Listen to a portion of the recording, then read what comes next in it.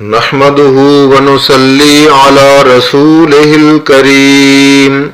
أما بعد فأعوذ بالله من الشيطان الرجيم بسم الله الرحمن الرحيم والذين آمنوا وعملوا الصالحات أولئك أصحاب الجنة هم فيها خالدون آمنت بالله صدق الله العظیم۔ انتہائی قابل احترام سامعین ذی وقار، آپ حضرات کی خدمت میں سورۃ البقرہ کی آیت نمبر 82 تلاوت کی ہے، اور اس آیت میں اللہ تعالی نے پچھلی آیات میں جو یہود و نصارہ کی خباثتیں اور ان کا انجام اور علماء سوء کا انجام بیان کیا تھا، اس کے بعد اللہ تعالی نے اس آیت میں ایمان والوں اور ایمان کے مطابق، ایمان کے تقاضوں کے مطابق عمل کرنے والوں کے لیے جنت کا وعدہ کیا ہے، اور اس میں وہ ہمیشہ رہیں گے۔ چنانچہ اس پر میں گفتگو کرتا ہوں۔ سب سے پہلے آپ اس کا ترجمہ سنیں تاکہ بات کو سمجھنا مزید آسان ہو جائے۔ والذین، اور جو لوگ ایمان لائے، آمنو ایمان لائے، وعملوا الصالحات اور انہوں نے عمل کیے اچھے، اولئک اصحاب الجنہ یہی لوگ ہیں جنت کے مستحق، ہم فیہا خالدون وہ اس میں ہمیشہ رہیں گے۔ یہاں پر اللہ تعالیٰ نے جنت کے حصول کے لیے جس بات کا ذکر کیا وہ ہے ایمان، اور ایمان کے مطابق عمل صالح۔ یاد رکھیں کہ جو ایمان ہے، اگر یہ انسان کو نصیب ہو جائے اور اس کے جو اعمال ہیں وہ سنت کے مطابق نہ ہوں، اس ایمان کے مطابق نہ ہوں، تو پھر بھی انسان کا جو ایمان ہے وہ اللہ کی بارگاہ میں قابل قبول نہیں ہے، بلکہ قابل قبول ہونا تو اپنی جگہ پر جو اس کے سنت کے خلاف اعمال ہیں، سنت کے خلاف اس کی جو کوششیں ہیں، سنت کے خلاف اس کا جو رواج چل رہا ہے، یہ اس کا رواج اور سنت کے خلاف عمل اس بات کا ثبوت ہے کہ اس بندے کا اللہ کی ذات پہ بھی ایمان نہیں ہے۔ وہ اس وجہ سے کیونکہ اللہ تعالی نے جہاں پر ایمان کا ذکر کیا ہے وہاں پر ایمان اس بات کا نام ہے کہ آخری پیغمبر خاتم النبیین نبی اکرم صلی اللہ علیہ وآلہ وسلم کی رسالت پر ایمان رکھنا، یہ رسالت پر ایمان رکھنا بھی ایمان کا ایک جز ہے، ایمان کا ایک تقاضا ہے۔ جو شخص اللہ کو وحدہ لا شریک مانتا ہے لیکن نبی اکرم صلی اللہ علیہ وآلہ وسلم کی رسالت پر اسے کسی قسم کا شک ہے یا وہ رسالت کے خلاف عمل کرتا ہے تو وہ شخص بھی کامل ایمان والا نہیں تصور کیا جائے گا۔ اس پر قرآن مجید کی بہت ساری آیات بھی شاہد ہیں، اور خود ایک صاحب فطرت بندہ، صاحب عقل سلیم رکھنے والا بندہ بھی اس بات کو جانتا ہے کہ ایمان صرف دعوے کا نام نہیں ہے بلکہ اس کا یہ کام ہے۔ ایمان کا تقاضا یہ ہے کہ وہ نبی اکرم صلی اللہ علیہ وآلہ وسلم کی سنتوں کا پیروکار ہو، سنت کے خلاف ہو، وہ اپنی جو خصوصی طور پر مرنے پرنے رسم و رواج ہیں وہ ان کا بائیکاٹ کرنے والا ہو، اور وہ تمام تر اپنے جو امور دینیہ ہیں ان کو اس مطابق چلائے جس کے مطابق اسے کرنے کا حکم دیا گیا ہے۔ میں آپ کے سامنے سورہ الحجرات کی آیت نمبر 15 بیان کرنا چاہوں گا۔ آپ ذرا ترجمہ اس کا دیکھیے گا۔ سورہ حجرات ہے، 26واں پارہ ہے۔ اللہ کا قرآن کہتا ہے کہ انما المؤمنون، بے شک مومن وہ لوگ ہوتے ہیں، الذین آمنوا باللہ جو اللہ پر ایمان لاتے ہیں، ورسولہ اور اس کے رسول پر ایمان لاتے ہیں، ثم لم یرتابوا، یہی لفظ قابل غور ہے، ثم لم یرتابوا پھر وہ کسی قسم کے شک میں نہیں پڑتے ہیں۔ اب شک میں پڑنے کا مطلب یہ ہے کہ جو وہ اللہ پر اور اس کے رسول پر ایمان لا چکے ہیں ان کا کامل اس بات پہ یقین ہونا چاہیے اور عملی طور پر اس کا اظہار ہونا چاہیے کہ جو دین نے، اللہ نے، رسول نے ایک میرے لیے رستہ متعین کر دیا ہے، میرے لیے طور طریقے متعین کر دیے ہیں، میرے لیے یہی لازم ہے، یہی میرے لیے اچھے ہیں، انہی میں میرے لیے خیر ہے، اس کے علاوہ میرے لیے خیر نہیں ہے۔ جس طرح حضرت عمر رضی اللہ تعالیٰ عنہ نے فرمایا تھا، رضیت باللہ ربا وبالاسلام دینا وبمحمد نبی صلی اللہ علیہ وآلہ وسلم، کہ میں اللہ کے رب ہونے پہ راضی ہوں، دین اسلام کے دین ہونے پہ راضی ہوں اور محمد کریم کے نبی ہونے پہ راضی ہوں۔ یعنی جو اسلام نے اور محمد کریم نے میرے لیے طریقے متعین کر دیے ہیں میں انہی کے مطابق اپنے آپ کو ڈھالتا ہوں، مجھے اس کے علاوہ کوئی اور طریقہ نہیں چاہیے۔ لم یرتابو، وہ کسی قسم کے شک میں نہیں پڑا ہے۔ آج ہم جس طریقے سے برادری لیول پر، برادری ازم کے طور پر ہو، ہم طور طریقوں کو ایک پھوپھی کے لیے، مامے کے لیے، چاچے کے لیے، تائے کے لیے ہم اللہ کے نبی کی سنتوں کو پامال کر دیتے ہیں،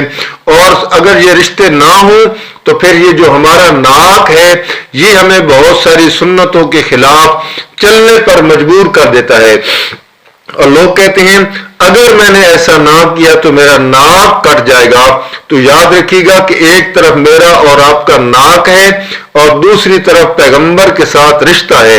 اب جس کے جی میں آتا ہے اسی چیز کو کاٹ دے، لیکن ہم اتنے بدقسمت لوگ ہیں کہ ہم نبی کے ساتھ رشتے کو تو کاٹ دیتے ہیں لیکن اپنے جو ناک ہے اس کے کاٹنے کا ہم تصور بھی نہیں کر سکتے ہیں، اور وہ کام کر گزرتے ہیں جن کے کرنے کا نبی پاک نے حکم بھی نہیں دیا ہے بلکہ ان کو ناپسند کیا ہے۔ یہ شادیوں پہ ڈھول ڈھماکے، گانے باجے، یہ سیرا مہندی، یہ عورتوں کے چکر لگانا، عورتوں کا بن سور کے شادی بیاہ میں نکلنا اور ڈھول کی تھاپ پہ ان کا دھمال ڈالنا، یہ مہندی کی رسم سڑکوں پہ نکل کر عورتوں کا نکلنا، یہ کہاں شرعن جائز ہے؟ یہ سیرا، یہ گانے، یہ جو ٹھک ہے، یہ طرح طرح کے یہ جو ہار پہنانے کی رسم ہے، یہ کس اسلام نے ان کا ثبوت دیا ہے؟ کوئی کتابوں میں دکھا تو دینا ہمیں، جب نہیں ہے ثبوت پیارے پیغمبر کے دور سے تو پھر یہ ساری رسمیں، یہ ساری عادات غیر اسلامی ہیں، ان کا اسلام کے ساتھ کوئی تعلق نہیں ہے۔ اب جو شخص اس قسم کا کام کرتا ہے یقیناً وہ بندہ اپنے ایمان، اپنے اسلام پر شک میں ہے اور اسے اس بات کا یقین نہیں ہے کہ میں جو اسلام کا پیروکار ہوں، اسلام نے، اللہ کے رسول نے، دین نے، قرآن نے میرے لیے تمام رستے متعین کر دی ہیں، اب جو ان کے مطابق چلتا ہے وہ ایمان والا ہوگا اور جو مطابق نہیں چلتا ہے وہ لم یرتابو کے زمرے میں آتا ہے۔ یعنی قرآن کہتا ہے کہ ایمان اللہ پر اور رسول پر لانے کے بعد اسے کسی قسم کا تردد نہیں ہونا چاہیے، شک نہیں ہونا چاہیے، لیکن جو بندہ یہ رسمیں کرتا ہے اسے اللہ کے نبی کے دین کے اندر شک ہے، تبھی تو وہ ایک نئی رسم کا درپے ہے۔ تو قرآن اس موضوع پر جو بات کرتا ہے یہی قرآن نقطہ اٹھاتا ہے کہ بندہ ایمان والا وہ گنا جائے گا جس کو ایمان لانے کے بعد کسی قسم کا تردد نہیں ہوگا، شک نہیں ہوگا۔ اور بھی صفات ہیں، چنانچہ میں ایک اور آیت آپ کے سامنے ایمان کے حوالے سے پڑھنا چاہوں گا۔ یہ سورۃ الانعام ہے، آیت نمبر اس کی 82 ہے، 7واں پارہ ہے۔ جو صاحب علم حضرات ہیں، جو شوق رکھنے والے صاحب ذوق بندے ہیں، خدا را قرآن کے اوراق کھولیے گا، سورۃ الانعام ہے، 7واں پارہ ہے اور اس کی آیت نمبر 82 ہے، 82۔ قرآن کہتے ہیں الذین آمنوا، وہ لوگ جو ایمان لائے، ولم یلبسوا ایمانہم بظلم، انہوں نے اپنے ایمان کے ساتھ کسی ظلم کو ملتبس نہیں کیا، ملایا نہیں۔ اللہ کا قرآن کہتا ہے اولئک لہم الامن وہم مہتدون، یہی لوگ ایمان والے ہیں اور انہی کے لیے اللہ تعالیٰ نے ہدایت لکھ رکھی ہے۔ کون سے لوگ ہیں؟ ایمان لانے کے بعد ظلم نہیں کرتے ہیں۔ اب جب یہ آیت نازل ہوتی ہے، صحیح بخاری کی روایت ہے، صحابہ کرام گھبراتے ہیں، نبی اکرم سے سوال کرتے ہیں، اللہ کے نبی ہم میں سے کون ایسا شخص ہے جو ظلم نہ کرتا ہو، زیادتی نہ کرتا ہو؟ آخر انسان ہے، ایک دوسرے کے ساتھ ہو اونچ نیچ ہو جاتی ہے، تو پھر یہ بندہ ایمان والا کیسے رہے گا جب اس نے اپنے ایمان کے ساتھ ظلم اور زیادتی کو ملایا بھی نہ ہو؟ ہم سے تو اونچ نیچ ہو جاتی ہے۔ چنانچہ اللہ کے نبی نے جواب میں سورہ لقمان کی آیت پڑھی، فرمایا ظلم یہ نہیں ہے کسی نے کسی کو مکہ مار دیا، کسی نے کسی کے ساتھ زیادتی کر لی، دھکا دے دیا، بلکہ ظلم یہ ہے کہ اللہ کے ساتھ جو ایمان لایا تھا اس کے ساتھ کسی کو شریک بنا لینا، اللہ کا ساجی بنا لینا، حصے دار بنا لینا، اللہ کی صفتوں میں کسی نبی کو، کسی ولی کو، کسی پیر کو، کسی پیغمبر کو ساجی بنا لینا، اس کا نام شرک ہے اور اسی کا نام ظلم ہے، جس کو اللہ فرماتے ہیں کہ ایمان لانے کے بعد تقاضا یہ ہے کہ بندہ ظلم نہ کرے۔ اس بندے کے لیے ہدایت ہے اور اس بندے کے لیے امن ہے۔ آپ سورہ یوسف کھولیں، سورہ یوسف کی آیت نمبر 106 کھولیں، 13واں پارہ کھولیں۔ قرآن کہتے ہیں وَمَا يُؤْمِنُ أَكْثَرُهُم بِاللَّهِ إِلَّا وَهُم مُشْرِكُونَ، نہیں ایمان لاتے بہت سارے لوگ مگر اللہ کے ساتھ پھر بھی شریک کرتے ہیں، یعنی ایمان کا دعویٰ بھی کرتے ہیں، اللہ کی صفات کو مانتے بھی ہیں اور شرک بھی کرتے ہیں۔ کیسے شرک کرتے ہیں؟ مثلا اللہ تعالیٰ کے علاوہ اللہ کے جو نیک بندے ہیں، انبیاء ہیں، اولیاء ہیں، پیر ہیں، پیغمبر ہیں، ملائکہ ہیں، انہیں عالم الغیب سمجھ لیا، وہ میرے حالات کو جانتے ہیں جی، میرا مرشد میری پہنچی ہوئی سرکار ہے جی، وہ جہاں بیٹھا ہوتا ہے میرے حالات کو جانتا ہے۔ آپ ذرا اندازہ لگائیں، اللہ بھی میرے حالات کو جانتا ہے، میرا مرشد بھی میرے حالات کو جانتا ہے، پھر ان میں سے عالم الغیب کون ہے؟ عالم الغیب دونوں بن گئے ہیں، اور یہ ایمان ہے کہ عالم الغیب یہ خاصہ خدا بندی ہے۔ حاضر ناظر کا عقیدہ رکھنا، کارساز اور مختار کا عقیدہ رکھنا، متصرف کا عقیدہ رکھنا، نظر اللہ نیاز حسین کہنا، یہ بھی شرک ہے، اور نظر بھی اللہ کی ہے، نیاز بھی اللہ کی ہے، اللہ کے علاوہ کوئی نظر نیاز کے لائق نہیں ہے۔ کسی اور کو ساجی بنا لینا، شریک بنا لینا اللہ کی صفتوں میں، مثلا اللہ مشکل کشائی کرنے والا ہے، اللہ ہی حاجت روائی کرنے والا ہے، اللہ کے ساتھ کسی اور کو مشکل کشا سمجھ لینا، حاجت روا سمجھ لینا، ما فوق الاسباب یعنی اسباب نہیں ہے، اور میں کہوں کہ یا بہاء الحق بیڑا دھک، یا معین الدین چشتی لگا دے پار کشتی، امداد کن از بحر غم آزاد کن، در دین و دنیا شاد کن، یا شیخ عبد القادر جیلانی۔ بندہ مصیبت میں پھنس جائے اور پیران پیر عبد القادر جیلانی جو بغداد میں اب زندہ بھی نہیں ہے، قبر میں مدفون ہے، وہم عن دعائہم غافلون کا مصداق ہے، بندہ ان کی پکار کرے اور کہے کہ میرے پیر نے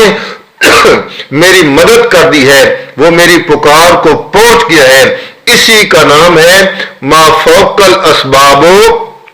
اسباب نہیں ہے پھر بھی یہ پکار کرتا ہے، یہ شرک ہے۔ تو ایمان کا تقاضا یہ ہے کہ اللہ کو اپنی صفتوں میں وحدہ لا شریک سمجھنا اور اس ایمان کے مطابق اپنے پیغمبر کی سنت کے بتائی ہوئی طریقے پر عمل کرنا، اسی چیز کا نام ایمان ہے۔ اس کا نتیجہ یہ نکلے گا، اجر یہ نکلے گا، فرمایا اولئک اصحاب الجنہ وہم فیہا خالدون۔ اللہ سے دعا ہے اللہ عمل کی توفیق عطا فرمائے، وما علینا الا البلاغ۔